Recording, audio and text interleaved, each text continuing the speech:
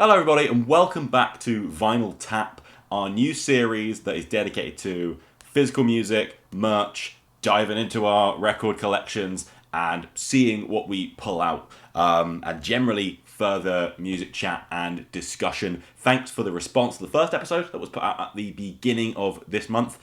Super cool to see some of you guys again kind of being interested in what was going on there. I would, love to continue to get discussion and conversation going with you guys on that kind of front. It was said that this series would go up for the highest tier of Patreon support here. Obviously, if you're watching this and you're not part of that highest tier, you might be a little surprised. But for now, at least, we want to get as much conversations going as possible. So we're going to continue putting these up for all the kind of mid-tier subscribers as well, as a nice supplement to these specials. Hopefully you guys feel like you're getting kind of good value for money with what we're doing with, again, the specials. If you are on the higher tier, the horror podcast series that we're really proud of, and beginning with these as well. Welcome back, obviously. I am here again. I am, sorry to say, we are working on getting Sam and Alec to be able to have a crack at these as well, which would of course provide alternate viewpoints, varied musical selections and such. But to get another one out fairly soonish and keep the ball rolling, I am back. It's going to be a slightly culter episode, I think, in terms of content than my first one, just through the nature of what I have purchased recently. These are all pretty new selections, and there are some outliers too, and hopefully you will have something cool to look at or look into over the course of it. So, start off, let's get into this. We have probably the cultist thing here, but also the thing I am most excited about. This is Lamp of Murmuur, an Heir of Ecliptical Romanticism. What a fucking title. A fraction of you will have just shat your pants upon me unveiling this, and the rest of you will be thinking, Lamp of what now? Lamp of Murmuur. This is a raw underground black metal project, basically. Last year, internet online black metal circles were basically set alight by this record. It has been infamously hard to get hold of, in terms of every time that it has been pressed, it has sold out like fucking immediately, and so it's viewed as a bit of a flex to actually have one. So yeah, so what? I'm flexing. I got this actually sort of by surprise, where I had tried to grab it on a couple of different occasions and failed. I wasn't going to pay a gajillion dollars for it on Discogs or whatever, so I thought, okay, I'll buy it on CD at least. I want to own it. I don't actively buy CDs anymore. I have kind of purposed my entire music budget towards vinyl records since basically the end of kind of the turn of this new decade. I find, again, space, how much I'm actually going to listen to the physical product, all of that kind of shit. Records is where I'm going to now basically focus what I do. But I tried to buy it on CD, and it arrived, and I opened the package, and rarely have I been more shocked and bewildered by receiving a package, because it had this in it, and, fully like, what the fuck is this? And, fucking flabbergasted. Turns out it was the record that I'd got, like, fucking without even realising it, and as such, the nature of that, I've been slightly giddy about it since.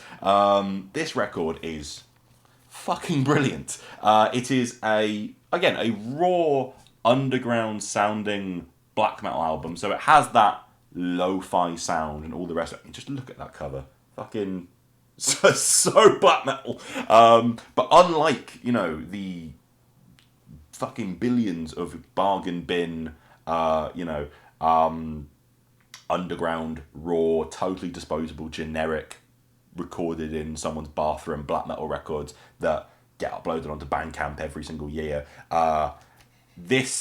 It doesn't sound just like a bad version of things from the 90s. This is the most excited I have been by something like this in a while, because it is so full of ideas. These songs are fucking incredible. Like, some of my favourite riffs from the past couple of years are on it. Listen to either of the first two tracks. They're both rammed with brilliant riffs, just to hear how kind of powerful and ripping those are. But it's also really dynamic. It uses elements of other kinds of music outside of just, regurgitating Norwegian riffs, who'd have thought, to kind of expand what it's doing. There's the title track on it, Heir of Ecliptical Romanticism, uses this kind of amazing like electro keyboard thing that makes it sound like basically like an 80s goth floor filler, but like with an actual like 4/4 dance beat and everything, but in a lo-fi black metal track. It's really fucking cool. There's a Dead Can Dance cover.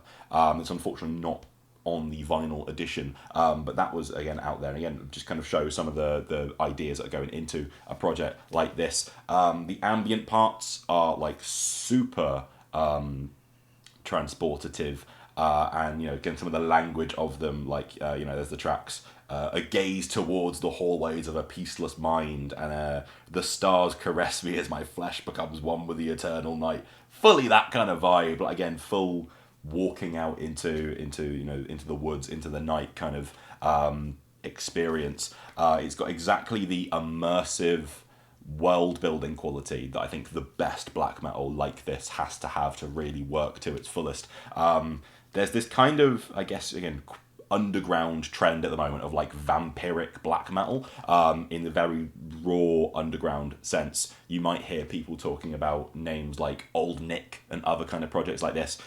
This record is so the best example of anything like that thus far. I just recently read for the first time, like finally, the original novel of Dracula, and records like this very much kept me great company during those sessions. If I was redoing my 2020 album of the year list now, this would like make so much more of an appearance. I might have given it like a mention or something like that, but this has been something that's really stuck with me going into 2021. Amazing black metal album. Do give it a try if you're intrigued, even if maybe you're a bit tentative about anything that's kind of super underground or lo-fi.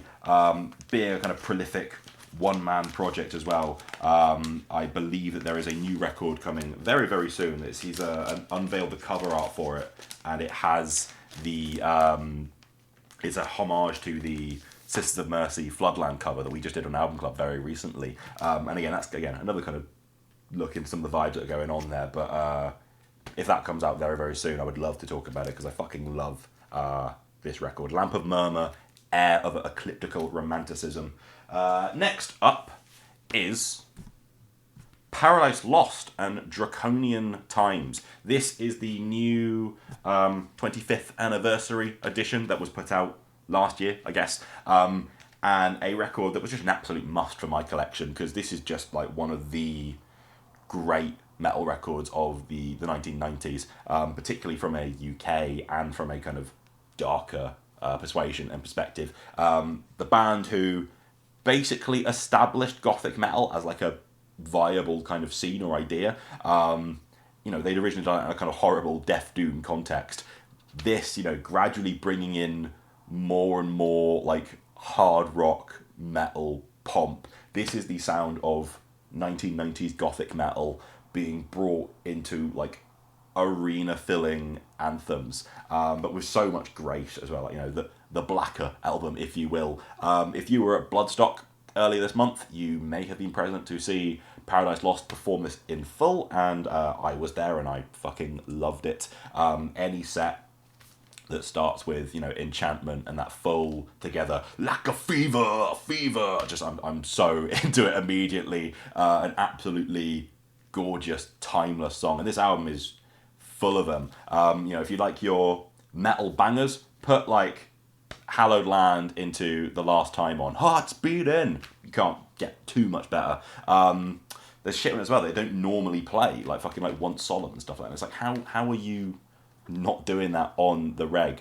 This is on quite a nice royal blue kind of colour. I was a bit disappointed that this, again, being a big 25th anniversary reissue, there's no like lyrics booklet or anything like that. I don't know if the original Draconian Times CD version didn't have one or something. I've never owned it. But for an anniversary release that has kind of a big deal made out of it, I like a little like inlay or something that just has something and some writing, some reflections on the record and its release. But it does have really, really nice gatefold artwork as well. Like lovely presentation of the thing regardless.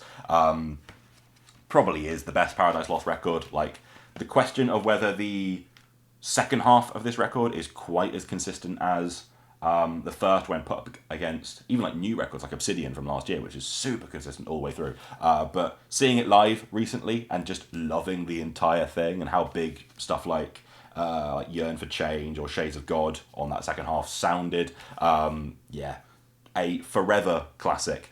Maybe I'll get and show Gothic for one of these around the time of the Damnation performance. Who knows? But Draconian Times by Paradise Lost, one of the best bands the UK has produced when it comes to metal and underground music. Next up is Devil Master and the absolutely wonderfully titled Satan Spits on Children of Light.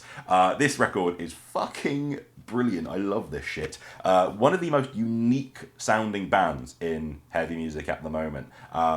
It's so fun as well. Like, if you don't know Devil Master, it's sort of black metal, sort of heavy metal, loads of weirdo, obscure punk influences going on in it as well that really is the driving kind of force of it, and has this mental guitar tone that's so distinctive. Like, I would love to have a look at, like, again, their pedals and their amps and shit like that to be like, how are you making this? Because it's so distinctive. Guitar lines on it are so fun. Like, there's a song called Her Thirsty Whip that the beginning sounds like a 1980s glam like rock song or something. It's so fucking sick. And Devil is Your Master. It's so singable and catchy in that, with fucking riffs on it as well. It sounds like all of these things fighting on top of like a massive spooky church organ. It's brilliant. Like, all of those song titles, again, very much the vibe, but like, this artwork is fucking mental. Like, look at these people down there. Brilliant. There's a fucking hilarious poster as well. They're one of my favourite looking bands at the moment, just to kind of giggle at. As I will illustrate here. Look at these chaps. Fucking candelabras and bats and shit. Just so very my vibe. But it is, one of my favourite new bands at the moment in terms of just, like, again, they sound so unique. This record fucking rips and they've got so much personality. Can't wait for a follow-up. This came out in 2019. We did review it on the show, I think. I would love a new one. I also would love to see them because they were originally supposed to play Damnation before COVID, and they aren't anymore. They're an American band, but whenever they do eventually manage to come over, absolutely would love to see Devil Master. Very much check out what's it called again? Satan Spits on Children of Light. How could I fucking forget? Amazing record. And then the least heavy record that I am talking about today, for those of you who aren't interested in anything I just spoke about, but oops, all vampires today, Creeper, hilariously so. This is, of course, American Noir, the new EP. You'll all have heard this. I pretty much buy everything that this band, and looking at my next couple picks, Will Gould, anything they put out, got basically the Creeper section over on the record shelf that is about 6 records long, despite the fact that they only have 2 albums. This is a fairly basic kind of EP release, but it does have this awesome kind of design on the second side of it. I think you could get there's the characters of Ro and Annabelle, and this is the Annabelle variant. It just look fucking cool with the snake and everything. But I love Creeper's use of EPs now and how they kind of preface, or in this case epilogue, eras that are centered on their big album releases, but you get these extra things that are part of that world. I think it's very, very cool and creative and rewarding as a fan. I loved Sex, Death and the Infinite Void, and this going full dark Americana, again indulging the American obsession to its absolute fullest, aside from kind of some of the more Britain meets America things that they had on the album, like the Britpop and that kind of stuff. The production, leaning into that on this, America at Night, is so glossy and spectacular. All 5 of the actual songs on this are just amazing as per. I don't understand how this band can fucking write like Midnight and it not be everywhere. Like, why are we the only people who seem to know about this? It's so stupid. Like Damned and Doomed as a ballad, it's just like fucking butter and Ghost Over Calvary, like, you know, speak for itself. That song really seems to have taken off with the fan base in the kind of few weeks since this has been released. It's just 5 of the best rock songs of the year, while the music industry continues to give its attention to faceless people ripping off Machine Gun Kelly's rip-offs of Blink-182. It's unforgivable. But yeah, Creeper American Noir. Next up is Salem I and II. Salem's, of course, you know, Will's other band. He has also been writing some of the best songs of the last 12 months with. Even with how phenomenal American Noir is, Salem I is my favourite project that Will has been involved with since Sex, Death and Infinite Void came out. And then Salem II, the response was, I think, a little bit more lukewarm on it, because it's not quite as immediate, and it's not just like... it's a little broader than just Salem I being this absolute explosion of like sweet tooth punk rock gold. But it is, you know, 5 more fucking superb tracks. So when you put these together, you could have like a 29 to 30 minute album that, if that was the case, would be in with a very good shot of being my album of the year. Like, it's totally brilliant, these songs. These choruses make me want to fucking cry. They are so good. Like, Fall Out of Love and all of that shit. No one is better than Will Gould at vocal lines at the moment. Like, this is, you know, these being side projects and they're this just infectious like that, cements that without any argument for me. No one in rock music is doing it like Will Gould on that in that front. Salem I, signed. I believe that's what they did for all the kind of Roadrunner store release versions of it. It's on a, of course, bright pink vinyl. Salem II, I think, is just black, but it does have, similarly to American Noir, an etching, not as kind of striking as that, but somewhere on there. Not sure if you can see it in this kind of light, but there's the little Dracula boy and that kind of shit. Doomed for Each Other from the first EP.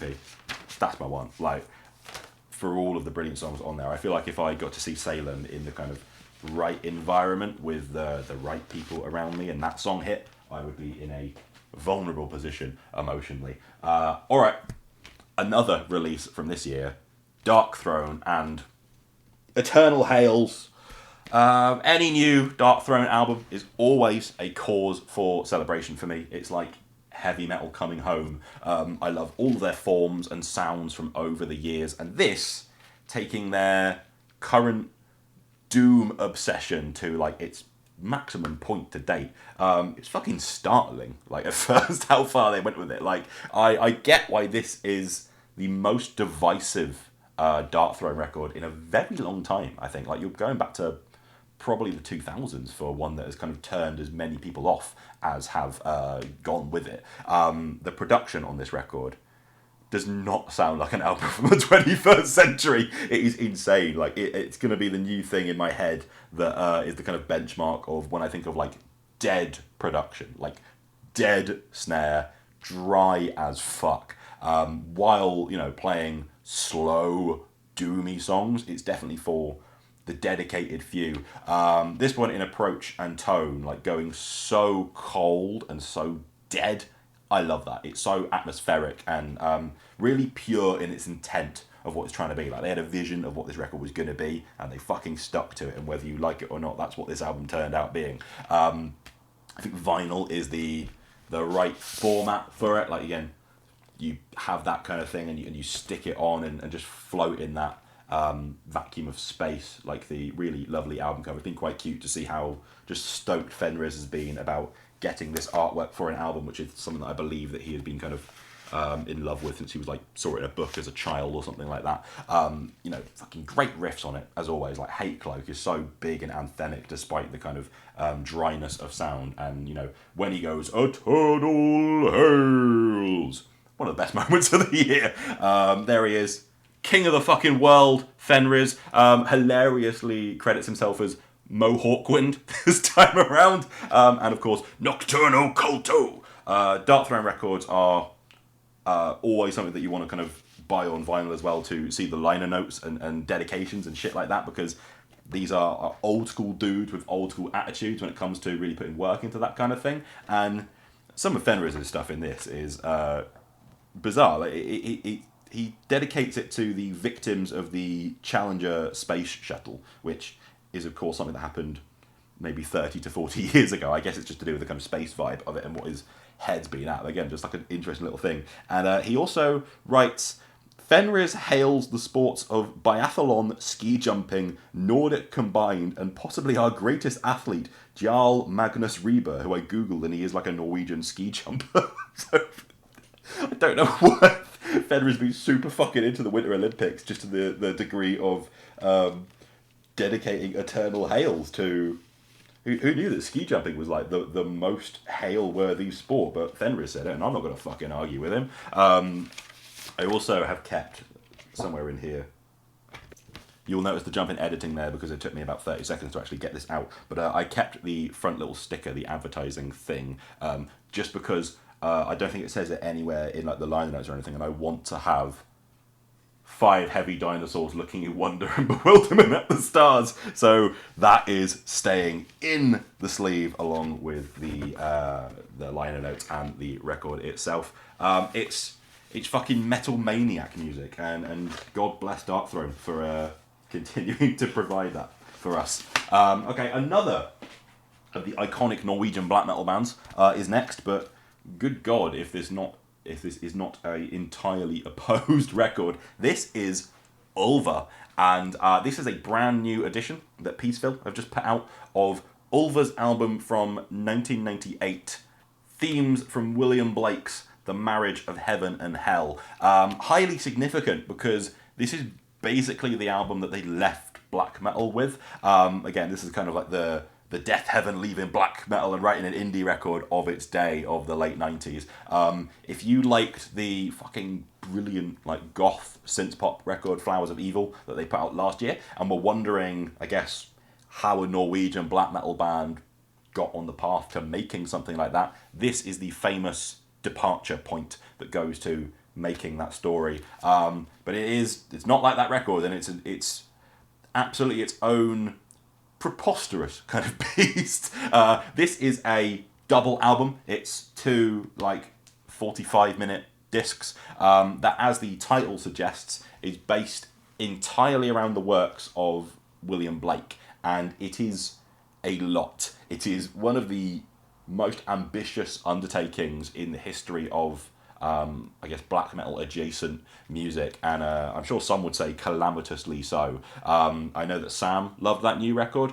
I don't think they would this one. And Tom Dare as well famously hates Ulver because he believes them to be the most pretentious of the classic Norwegian black metal bands. And this album is probably the closest to supporting that argument. It's literally like the Ulver guys wanted to leave black metal musically and kind of do something different, and Christopher got really into the writings of William Blake, and so they make a experimental trip hop double album of like dramatic readings and shit. Like there's a track called Proverbs of Hell that's literally like 8 or 9 minute track of like recitations of precisely that, you know, Proverbs of Hell, over these like mental warping electronic beats. This made me laugh so much when I got it through. Look at the lyrics printing. Those are the lyrics. How the fuck are you meant to read that? It's so much. Ridiculous. It's absurdly like verbose and wordy. It's an art to like follow the whole thing. Musically fascinating though. Like this is at the time when black metal was experimenting with industrial and trip hop big time. Like you can tell by the I love the period of black metal when they all stopped wearing corpse paint and started wearing suits and sunglasses and posing with sports cars. Weird time. Like if you only know the kind of surface level history of black metal, there are some fascinating little periods of like strange little trends and stuff like that where it's like, why are you doing this? You're meant to be the corpse paint in the woods guys, which they literally were on their previous album. but it's got the metal elements that do come in that kind of intertwine with like the program beats and stuff. They're super fucking cool. It's got Isan, Samoth from Emperor, and Fenris again contributing kind of recital parts to the last track, which is amazing because it comes over this like looping tremolo black metal riff that's such a kind of, I don't know, payoff at the end of it. This is on a red vinyl, and the second LP, it being a double album, is on a white vinyl, which is very nice because it's a nice reflection of the album cover, of course. An absolutely mammoth record, like a huge piece of work that is quite daunting and potentially at times exasperating, but it's equally quite brilliant. If you were someone who, I guess, braved the Dodds Heimgard 666 International record that we spoke about with Serena from Svalbard on an album roulette recently, I'd say give it a bash. It's not as kind of jarring, as intense as that, but it is larger and in that way, I guess, more demanding. Very, very happy to add it to the collection. Again, a fascinating piece of underground music history. Got a handful of 7-inches next that I've accumulated recently. I will fly through these without too much fanfare. The latest one of those is Vacivus and Nuclear Chaos. Vacivus are a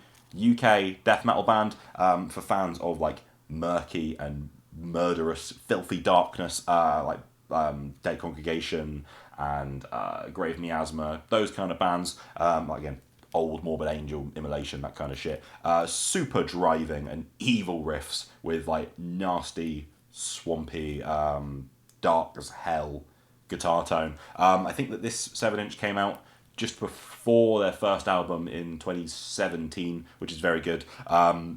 It's got 2 tracks. The second one is rather comically titled Blind Idiot God, which gives you their vibe quite nicely, I think. I always forget there's a kind of a hook part in that because, again, the vocals are just like incomprehensible death metal, but there is suddenly halfway through that song, rather legibly, you have like Blind Idiot God, and it's, again, it hits that primal sweet spot. Something I'm sure a lot of you will remember is Converge's I Can Tell You About Pain 7-inch. This came out also in 2017, just before their album The Dusk in Us. It's got a very shiny kind of holographic, is that the word?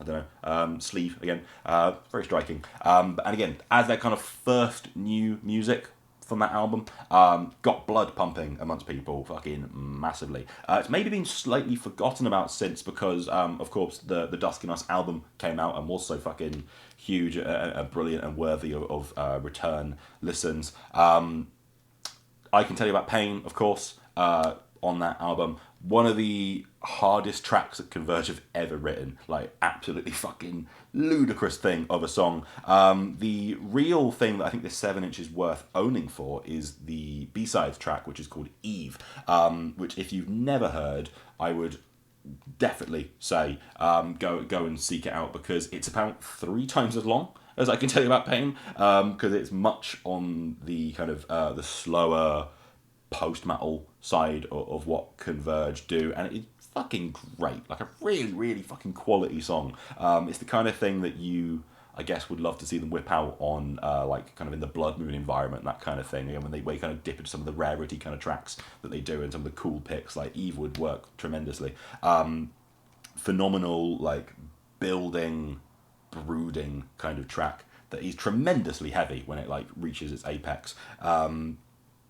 Kind of track that I guess being thrown out on a B-side again just shows why Converge are one of the greats. Definitely seek it out. Kind of orangey, pinky light record for that as well. Glad to have that after a few years of just again listening to Eve, which is so great. Electric Wizard, Legalise Drugs and Murder, 7-inch. I should have shown this in the last episode. I was speaking about Electric Wizard there. It's also something that I grabbed from Rise Above Records when they just kind of posted as like, yeah, we've unearthed some stock of this lying around, and I was like, oh, great, because I used to listen to this quite a lot back in 2012 when this was fucking released. Time flies. It's not even the first time that they've used this cartoonish Legalized Drugs and Murder phrase in one of their songs as well. I believe there's one on the Witch Cult Today album, but fuck it, they took it again, and they made a really good one-off doom metal track around it.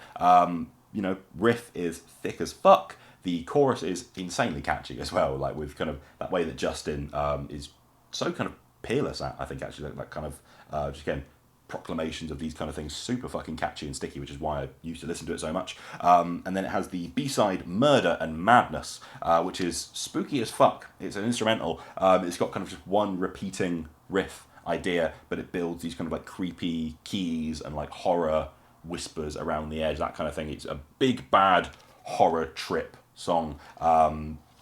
Good little one-off single for the Doomheads out there. And then something else that I should have shown in the last episode but forgot about because it's only small, but something once again picked up from that much heralded Disfear London show of 2020 just before lockdown. This is the Disfear and Doomriders split. What is it called? There is only death, all paths lead to nothing. Metal. I explained all about who Disfear were last time, but this song is fucking excellent, like totally deserving of a spot in their set list, despite just being a split song. It's got some of their biggest anthemic classic rock vibes in the guitars on top of that D-beat punk engine. It's got that massive fear and trembling gank chant that's just huge in that kind of environment. The other side is Doomriders, who are, of course, Nate Newton's other band from Converge, playing hulking, sludged up blues rock, I guess. If you like their records like Black Thunder and Darkness Comes Alive, seek out this track because it fucking rocks. It's got a massive gallop on it and huge, like, Thin Lizzy leads. It's fucking great. A perfect band to put with Disfear. Like, this is such a cool pairing. I do believe that this track from Disfear, as it stands, is the latest released music from them, and it's been over a decade, so fucking get on with it. But this is a fantastic split, probably one of my favourites of that kind of variety that I would certainly say go and seek it out. And then, last record for today, going back from little bite-sized 7 inches to juggernaut double albums, this is Schammasch. Schammasch are one of my preferred extreme metal bands to kind of pop out of the the last decade or so, I guess. They are from Switzerland, and this is their second record, the one that I got into them on, even though I just bought this recently in HMV, of all places. Again, a little bit too cold for HMV, but I'm glad they stocked it. As I say, this is a double album, another nearly 90-minute affair of like sprawling, oppressive darkness. But Schammasch are so intricate and so progressively minded with what they do. This record came out in early 2014, and it was around the same time that The Satanist and the last Triptychon album, Melanica's Martyr, both came out, and both of which I was like fully obsessing over, because of course I was. And this came along, again, basically the same time as those, and it was like, holy shit, this is like both of those bands at the same time in a, massive fucking opus double album. It's fucking brilliant, this album. Like, it holds up today as being really, really just enduring in terms of the ideas that are on it. I know that their last album that came out in 2019, some of you guys in the kind of TNM audience were going super hard on it, and that was, we didn't actually review it, but it was quite encouraging to see, because they're a fucking great band who deserve the plaudits. This is my favourite thing that they have done. It's so gripping as a body of work. It's got exactly the grand, imposing, but kind of, again, dark, kind of occult, spiritual kind of atmosphere that I love in records like this. Again, Behemoth, Triptychon, the big progenitors of something like this. If you like something like the new Ruins of Beaverust record as well, this is similarly involving. I also love the presentation of this album. Like, the artwork is fucking fantastic. And again, getting this record and opening up the gatefold, like, it looks beautiful. This is on a kind of red splattery kind of vinyl. Splatter may be too strong a word, but it's kind of, there's some effects on the red. And the second LP, similarly to the Ulver record, I guess, in terms of colour scheme, it's on a white with a kind of gold effect on it. So again, a really lavish, grand kind of record that has, acoustic guitars layered in, big kind of chanting vocals from time to time. There's so much fucking tension. Like, there's a song called "Split My Tongue" is the fucking one that, like, when that boots off towards the end, has like two of the hardest snare hits before going into that blast. Some riffs on it are like really primitive and primal, in that kind of Tom G Warrior way, but in songs that can be upwards of like 13 to 17 minutes long. It's a great balance like that. V Santura from Triptychon produced this, and he does a guest guitar solo on the closing track that is fucking great. The hilarious thing about Schammasch is this isn't even the largest thing they've done, because immediately after this, they made a fucking triple album, The Absolute Lunatics, and that was like one metal disc, one goth disc, and one ambient disc. This kind of has a lot of those things all together, as did the latest record. This album is fantastic. The one from 2019, again, also superb, and if they follow it up anytime soon, which they probably will, because their work rate of producing massive pieces of material like this is very good, we'll definitely review it. There was a big goth chorus on that last record that I still sing kind of around the house today, A Paradigm of Beauty. I think they are Shammashing to bring that one back. And that is it for now. Hope you enjoyed this second round of records from myself. Some weird and wonderful things there to explore if you've not heard of those albums.